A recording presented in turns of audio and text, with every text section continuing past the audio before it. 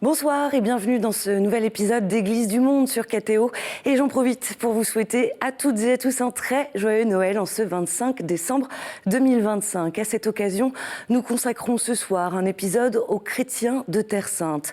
Noël en Terre Sainte, c'est l'occasion de célébrer la naissance du Christ sur la terre même où il est né, à Bethléem, ville marquée à la fois par la promesse et par l'épreuve, par la mémoire biblique et par les blessures du présent. Après 2 années marquées par la guerre, l'isolement et une crise économique sans précédent, les chrétiens de Terre Sainte tiennent à célébrer Noël cette année comme un acte de foi, de résistance spirituelle et de fidélité à cette terre. Nous en parlerons avec notre invitée Marie-Armelle Beaulieu, la rédactrice en chef de Terre Sainte Magazine. Mais avant cela, je vous propose quelques repères. Alors, géographiquement, aujourd'hui, la Terre Sainte, elle recouvre principalement l'État d'Israël, la Cisjordanie et la bande de Gaza, mais aussi une partie du Liban, de la Jordanie et même de l'Égypte. Jérusalem, ville de la mort et de la résurrection du Christ, est la ville la plus importante. Dans la tradition chrétienne, la Terre Sainte, elle désigne aussi ce territoire qui regroupe l'ensemble des lieux liés à la vie de Jésus et les lieux mentionnés dans la Bible et toute l'histoire du peuple juif. Israël compte près de 10 millions d'habitants, la Palestine 5,6 millions. Les chrétiens, majoritairement arabes, ne sont qu'une toute petite minorité, environ 2% en Israël, 1% en Palestine. Il existe par ailleurs 13 églises officielles de Terre Sainte. Elles se différencient les unes des autres par leurs traditions et leurs rites. Parmi les plus importantes, l'église grecque orthodoxe, l'église grecque catholique et l'église catholique de rite latin. Tout de suite, je retrouve mon invité.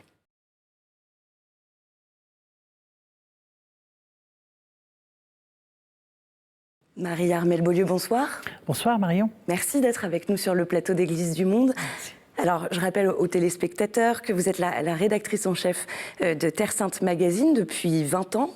Vous vivez à Jérusalem depuis près de 30 ans. Oui. Elle représente quoi, cette Terre Sainte, aujourd'hui, pour vous ? Pour moi, mon premier amour, mon unique amour probablement. C'est plus que la terre où je vis, c'est la terre qui me fait vivre. Alors on va voir à l'écran le sapin de Bethléem s'illuminer de nouveau.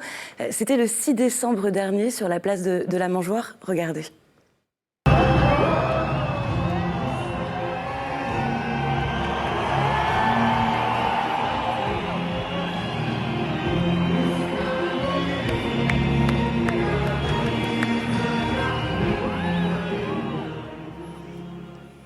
Après 2 ans d'obscurité, les festivités qui avaient été annulées, Bethléem illuminé de nouveau. Donc Marie-Armelle, on imagine l'émotion sur place à ce moment-là. Qu'est-ce que ça représente Noël à Bethléem ? Noël à Bethléem, c'est bien évidemment la naissance de Jésus, là, à cet endroit-là, cette incarnation, ce moment où Dieu se fait homme.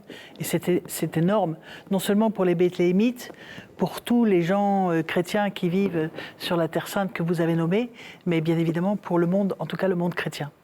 Mais Noël à Bethléem, c'est une source de joie parce que, et c'est trivial, mais c'est aussi une source, enfin le moment de l'accueil d'un grand nombre de pèlerinages, mais normalement.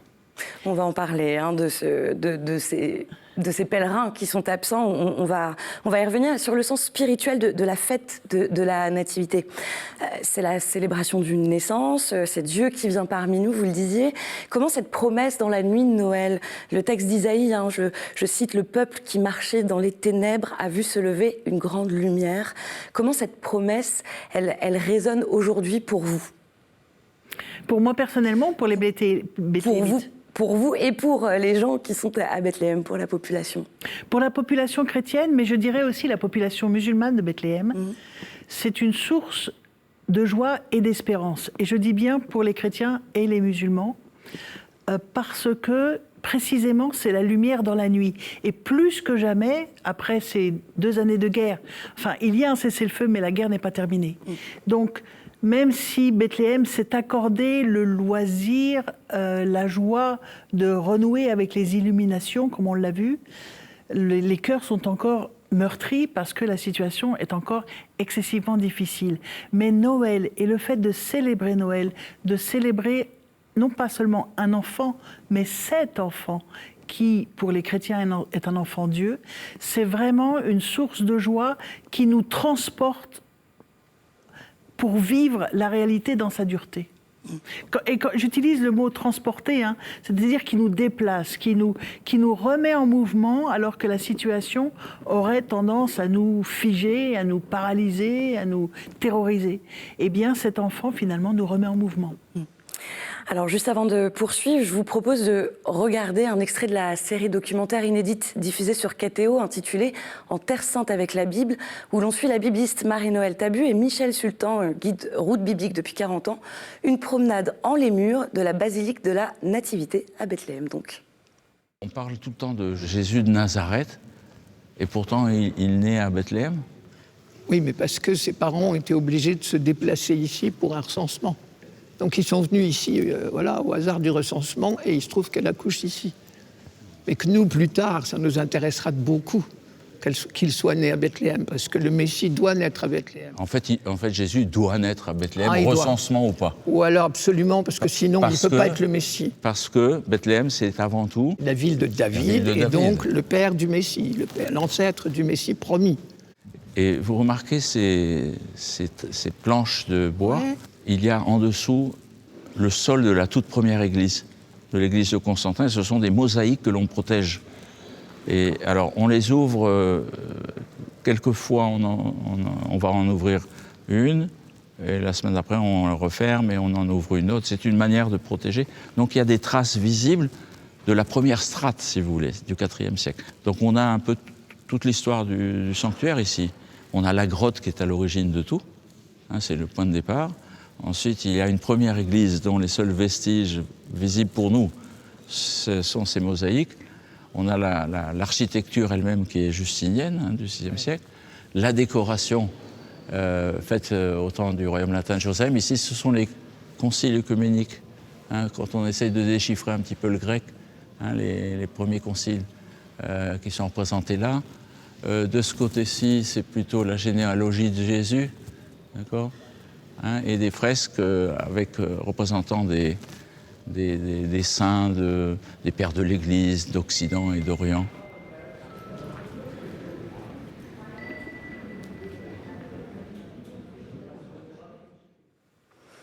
C'était en Terre Sainte avec la Bible. C'est une série documentaire en 10 épisodes à retrouver sur ktotv.com. Marie-Armelle Beaulieu, peut-être une réaction face à ces images et ce lieu que vous connaissez forcément bien. Eh bien, juste avant le Covid, il nous a été dévoilé après les 10 ans ou presque de restauration. Et donc, il faut revenir la voir. Elle est magnifique. Et c'est vraiment de toute beauté. Et à nouveau, quand on étudie la décoration de la basilique, là, au niveau auquel nous étions, cette capacité qu'ont eu toutes les générations des décorateurs de nous faire entrer en images et en texte, avec les textes des conciles œcuméniques, vers le sens du salut et le sens de cette naissance d'un enfant. C'est vraiment un lieu, avec la basilique du Saint-Sépulcre, sont vraiment 2 lieux prodigieux en Terre Sainte. Ces lieux saints identifiés dans les Écritures, ces lieux même où les apôtres, ils ont été acteurs, témoins de l'histoire de Jésus, c'est vrai que c'est vertigineux. Qu'est-ce que ça suscite en vous ? Eh bien, c'est une des choses que j'expérimente en vivant à Jérusalem, c'est qu'il y a une proximité avec les temps apostoliques. Ça remonte quand même à 2000 ans, hein, oui. C'est-à-dire la présence de Jésus sur cette terre, mais celle aussi de ses apôtres qui vont nous faire parvenir l'évangile jusqu'à nous, jusqu'en Europe. Eh bien, je dirais qu'avec les églises, la proximité des églises orientales aussi, et ces lieux qui sont les lieux de l'incarnation, à cet endroit-là, Marie a allaité le petit Jésus. Et on ne peut pas plus concret que ça. Eh bien, du coup, il y a comme un effacement de la durée du temps entre le moment de la venue de Jésus et nous. On est plus proche, oui, des temps apostoliques, de cette simplicité de l'Évangile, du sens de l'Évangile. Et puis, c'est l'hiver, on a eu quelques grosses pluies, et en fait, quand on regarde la nature de cette partie du monde, et par exemple, les psaumes nous disent « Ramène, Seigneur, nos captifs, comme torrent au désert. Et bien, quand après une grosse pluie à Jérusalem, vous voyez les torrents d'eau qui déferlent vers la mer Morte, tout de suite, le psaume prend sens. Il y a 1000 choses qui prennent sens quand on est sur cette terre-là. La lecture de la Bible trouve une saveur. Elle a toujours de la saveur, parce que c'est la parole de Dieu, mais elle trouve une saveur quand on est sur place, vraiment nouvelle, renouvelée. Alors, depuis le 7 octobre 2023, on le disait, il n'y a plus de pèlerins, justement. Et avant, il y avait eu le Covid déjà. Ces populations, elles sont sur place. Comment est-ce qu'elles vivent concrètement cette situation ? Il y a une variété de réalités suivant qu'on est en Israël ou en Cisjordanie ou à Gaza, parce que les territoires n'ont pas la même situation géopolitique. Pour tous, Gaza, comme on le sait, c'est absolument dévasté, donc c'est terrible. La Cisjordanie, elle est vraiment dans la tenaille, la double tenaille de l'armée qui n'a pas voulu qu'elle se soulève, donc qui a tout de suite serré les mailles du filet, et puis des colons qui sont d'une extrême violence depuis le 7 octobre. Donc la situation pour tous les habitants de la Cisjordanie et de Gaza est catastrophique, y compris la communauté chrétienne. Alors des lieux comme Bethléem souffrent encore plus parce qu'elle vivait des pèlerinages, alors que d'autres endroits, la communauté chrétienne ne vivait pas des pèlerinages, plus au nord de la Cisjordanie. Donc il y a une variété de situations. Et puis en Israël également, il y a une variété de situations suivant qu'on est ou pas proche d'un lieu saint, puisqu'on parlait de l'absence des pèlerins. En tous les cas, l'absence des pèlerins, elle se fait sentir, si je puis me permettre, de deux façons. Non seulement l'absence et l'économie qu'ils génèrent, c'est ça, on parle de 60% le taux de chômage, 60% selon la municipalité. 70% à Bethléem. À Bethléem, 70. Oui, 70% de chômage à Bethléem. Mais le deuxième effet de l'absence des pèlerins, c'est qu'ils sont artisans de paix sans le savoir. Parce qu'ils obligent des Israéliens et des Palestiniens à travailler ensemble. Parce qu'ils empêchent les Israéliens juifs et les Palestiniens musulmans et chrétiens de se regarder en chien de faïence. Ils sont là, un espèce de tampon naturel. Et puis, ils sont pour la communauté chrétienne, dont vous avez dit les chiffres, 1% en Cisjordanie, 2% en Israël, eh bien, ils sont le deuxième poumon naturel de la chrétienté en Terre Sainte. Il y a la chrétienté locale, et parce que la Terre Sainte est universelle pour tout le monde chrétien, il y a cette chrétienté de pèlerinage qui normalement se succède de mois en mois et qui permet à la communauté chrétienne locale de se sentir moins isolée. Là, son isolement s'est fait plus cruellement sentir, pas simplement économiquement sans aucun doute, mais pas seulement. C'est important de le préciser. Je souligne cet appel qui est lancé par le cardinal Pizzaballa, le patriarche latin de Jérusalem, mais appel conjoint aussi avec le custode de Terre Sainte. Un seul mot, revenez. Revenez. Alors en Palestine, vous en parliez, il y a des villages qui sont habités par les chrétiens. Le plus emblématique, c'est Taïbé. Ils subissent des attaques répétées par des colons israéliens et on se souvient de cet appel à l'aide lancé par les 3 prêtres des 3 églises donc de Taïbé cet été. Quelle est aujourd'hui la situation ? Eh bien, les attaques n'ont pas cessé. La mobilisation locale, de l'église locale, avec le patriarche grec-orthodoxe qui s'est rendu sur place, avec le patriarche des latins, donc le patriarche catholique romain, comme nous le sommes la plupart en France, leur présence sur place, la venue de diplomates de 29 pays avec eux, eh bien, n'a pas réussi à calmer ces colons les plus extrêmes. Ce n'est pas tous les colons. Il y a vraiment aujourd'hui des colons qui ont adopté une attitude d'une extrême radicalité, si je puis mettre ces deux termes ensemble. Ça n'a pas cessé. Depuis, je crois que nous sommes à 5 ou 6 attaques sur le village, cette ère, à tel point que, par exemple, le Consulat général de France, les équipes du Consulat général de France sont allées aider à la cueillette des oliviers, les paysans de Taïbé, parce que sans eux, sans des diplomates, ils n'ont plus accès à leurs terres. Alors on va prendre la direction de Gaza, précisément dans la vieille ville, dans le quartier de Zeytoun, où un prêtre argentin, le père Gabriel Romanelli, sert depuis 6 ans la paroisse catholique romaine de la Sainte Famille. Il filme quotidiennement la ville, ce qu'il en reste du moins, et donne des nouvelles via les réseaux sociaux et sa chaîne YouTube. On regarde cet extrait, il est daté du 14 décembre dernier. Del resto de la situación sigue muy inestable, muy mal. La gente sigue preguntándose hasta cuándo, y muchos de todos, cristianos, musulmanes, verdaderamente están desesperados, no ven la hora que toda esta pesadilla termine. Así que bueno, a seguir rezando, a seguir ayudando, a seguir confortando a quien sufre, a seguir trabajando por la justicia y la paz, con todos los medios y solamente los medios moralmente buenos, éticamente buenos, ya que nunca está permitido hacer el mal, nunca, ni siquiera para que llegue un bien. Marie-Armelle, on voit ces images. Quel témoignage est-ce que cette paroisse, ce curé, mais aussi les religieux et les religieuses portent au milieu de ce drame? Quelle fidélité de ces religieux? Vous savez, à chaque fois que je regarde les images que nous donne le père Gabriel Romanelli, ce qui me frappe, c'est malgré tout leur sourire, leur joie, leur capacité à continuer à se mobiliser depuis 2 ans, avoir repris l'école là, dès que ça a été possible, après le cessez-le-feu, et en fait, pour certains d'entre eux, à se projeter, continuant à vivre dans Gaza. Quand bien même, depuis le cessez-le-feu, les paroissiens de Gaza qui vivaient dans l'enclos paroissial, confinés depuis 2 ans sans en sortir. 450 personnes à peu près vivent dans l'église. C'est ça. Les locaux paroissiaux et une école qui est adjacente. Donc ça fait un petit peu de place, mais c'est quand même très, très, très sommaire. Eh bien, avec le cessez-le-feu, ils ont pu à nouveau sortir, et là, ils ont constaté les dégâts.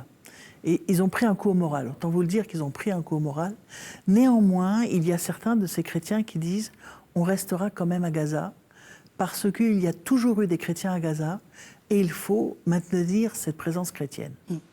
Au cœur de cette obscurité, justement, il y a cette petite communauté dont on vient de parler, ces fidèles de la paroisse de la Sainte Famille, unis dans le temps de l'Avent, qui préparaient donc Noël. On regarde quelques images.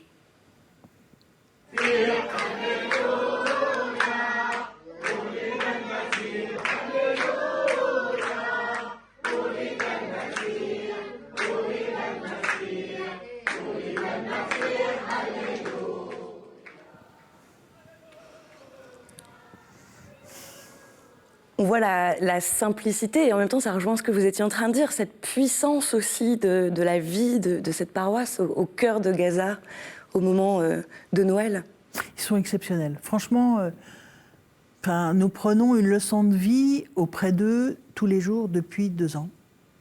C'est incroyable, et le père Gabriel est incroyable. Alors vous êtes la rédactrice en chef, on le disait en introduction, de Terre Sainte Magazine. Je rappelle à nos téléspectateurs que c'est un bimestriel de 60 pages, dédié entièrement à la Terre Sainte, rédigé en français. Si vous voulez nous en dire un mot, où est-ce qu'on peut trouver le magazine, où est-ce qu'on peut s'abonner? On peut le trouver sur abonnement en allant sur le site www.terresainte, en un seul mot, .net, www.terresainte.net. Le magazine, il a comme ligne de base, donc sous le titre Terre Sainte Magazine, l'aimer et la faire aimer. En fait, cette terre, celle des évangiles, a toujours quelque chose à dire au monde, même quand elle souffre. Et vous savez, la communauté chrétienne, celle de Gaza, celle de Cisjordanie et d'Israël, elle a peur qu'on l'oublie dans la situation présente. On parle d'affrontements entre juifs et arabes, la majorité d'entre eux sont musulmans, certains veulent en faire une guerre religieuse, et la communauté chrétienne est prise comme en étau. Eh bien, elle a peur qu'on l'oublie. Nous, on donne de ces nouvelles, pas pour lui passer la brosse à reluire, mais pour montrer la façon dont elle vit au quotidien véritablement, mais aussi son histoire, son patrimoine, sa richesse, la richesse de de la foi de tous, des 3 religions, sur place. On veut, en fait, dire que cette terre, elle est belle de la richesse des hommes et des femmes qui l'habitent. Tous, tous. Et c'est une mosaïque. Et même maintenant. on Et le pas rappelle. simplement les chrétiens. Les chrétiens, bien évidemment, pas simplement les chrétiens. Et donc le magazine raconte ça de toutes sortes de manières, en parlant de Bible, d'archéologie, de patrimoine, d'histoire, et des gens qui espèrent la paix. Marie-Armelle Beaulieu, juste avant de se quitter, on arrive doucement vers la fin de cet entretien. Quelques petites questions-réponses un petit peu rapides. Quel est le lieu ou le sanctuaire où vous aimez-vous prier en Terre Sainte? Sans l'ombre d'un doute, devant l'édicule, donc devant le tombeau de Jésus, le tombeau vide de Jésus. Quelle est votre plus grande espérance pour les chrétiens de Terre Sainte? Que leur foi soit un exemple pour nous. Et un verset de la Bible qui vous éclaire particulièrement en ce temps de Noël. Le royaume de Dieu est au milieu de nous, maintenant. Merci beaucoup, Armelle Beaulieu. Est-ce qu'il y a une dernière chose que vous souhaiteriez partager avec nos téléspectateurs en ce temps de Noël, un message? Souhaitez-nous la paix comme on vous la souhaite, et puis revenez en Terre Sainte. Merci beaucoup de votre témoignage et d'avoir été avec nous sur le plateau d'Église du Monde. Tout de suite, on continue avec la chronique du Monde.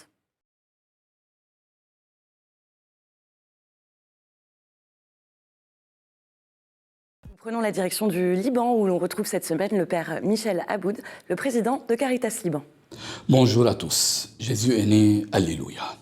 Noël au Liban aujourd'hui, de la crèche au cœur. Dans le contexte difficile que traverse le Liban, Noël n'est pas un simple souvenir du passé, mais un événement vivant qui se renouvelle aujourd'hui. Ce n'est pas seulement une histoire à raconter, mais un mystère à vivre. Les mages, guidés par la lumière, ne sont pas allés vers un palais, mais vers un enfant pauvre. Ils ont reconnu Dieu là où il avait choisi la faiblesse et la simplicité. Aujourd'hui encore, l'enfant Jésus n'est plus seulement dans une crèche de bois, il demeure dans les cœurs, surtout dans ceux des pauvres, des personnes marginalisées, des personnes âgées, dans la lumière des larmes des enfants privés de joie. Chercher Jésus aujourd'hui, ce n'est pas seulement lever les yeux vers le ciel, mais se pencher vers l'être humain. C'est là que s'enracine la mission de Caritas. Caritas est l'amour incarné. Comme l'image de notre temps, elle n'apporte pas de richesse matérielle, mais celle qu'elle a plus précieux, la proximité, la compassion, le temps donné à ceux que la vie a laissés au bord du chemin. Elle croit profondément à la parole de Jésus. Tout ce que vous avez fait à l'un de ces plus petits de mes frères, c'est à moi que vous l'avez fait. Au Liban, Noël se vit dans la lumière et la joie extérieure, et cela est beau.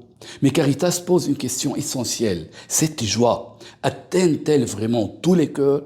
C'est pourquoi, au nom de l'Église, elle choisit d'être proche de ceux qui souffrent dans le silence, d'apporter une aide concrète, mais aussi de créer des moments de joie pour les enfants et de rester à côté des personnes âgées et oubliées. Après la visite du pape, l'espérance demeure vivante. Liban n'est pas abandonné. Et Noël nous interpelle tous. Voulons-nous seulement célébrer ou devenir nous-mêmes un don? En ce Noël, ouvrons nos cœurs avant nos maisons et faisons de chaque geste de miséricorde une crèche nouvelle où le Christ peut naître. Christ est là, au cœur. Jésus est né. Alléluia. C'est la fin de cette édition. Merci d'avoir été avec nous. Cette émission, elle est à revoir sur kteotv.com, à réécouter sur les plateformes de podcast et sur l'application KTO Radio. Je vous souhaite de très belles fêtes de fin d'année. Prenez soin de vous.